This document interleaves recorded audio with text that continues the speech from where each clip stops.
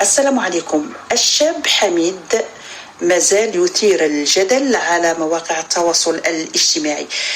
هذا المرة كان عنده رد على إحدى متابعات تاعو اللي هضرت له على المرأة تاعو، قالت له باللي ماشي مليحة وماشي شابة، لكن هو كان عنده رد آخر تماما، ورد في رد رائع بالنسبة لي أنايا، بان لي باللي رد رائع وأحسن الرد، حيث قال لها أنا تبان لي ملكة الجمال. راح تسمعوا الرد تاع حميد. بالنسبه لي تبان لي ماشي غير شابه، تبان لي ملكه جمال العالم.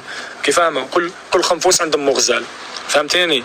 والزين ما يبني الدار باش ديريها في بالك، كنت ريح تتبع في الزين. عاملوا على الزينات وجا ترفد يدك يجوا راكم فاهمين شنو راك جبتها زينه، جبتها المشكل الاول تكفن عن تخلي لك زوج دراري دوك يتعما يتجرجروا. انا هذه مرتي هذه شفت نصدم معاها هكا في هذا حيط هكذا، تصدم معايا هكذا صادمين، اقسم بالله يا خوتي هكذا نصدموا، هكذا في حيط نصدموا فيه. الرد تاعي انا راح نقول هذه اللي عيبت له في المرأة تاعو، نقولها السيدة مسطورة سوداني أو ضحى سوداني، هي امرأة ب1000 رجل، سمحت في مستقبلها، كانت ممكن أنها تروح بعيد ماديا ومعنويا والشهرة طبعا، ولكن أثبتت أنها بنت أصل وحرة وفحلة.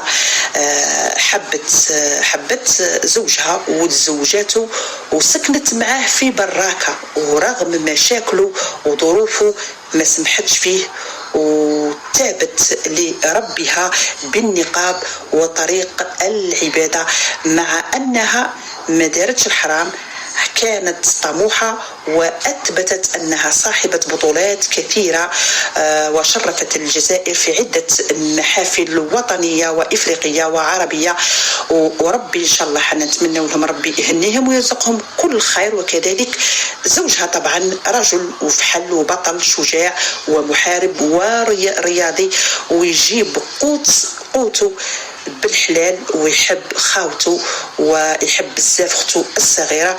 ربي ان شاء الله البنت الصغيره هذه اخته، هي ربي يعوضها بالاخ والاب، مع انه ترعرع في ظروف صعبه جدا، ولكنه اثبت انه ابن حلال وما سمحش في باباه، لان هو من يحاسب، قال باللي انا ما نحاسبش بابا، ربي هو اللي يحاسب عباده، وهو من يحاسبه.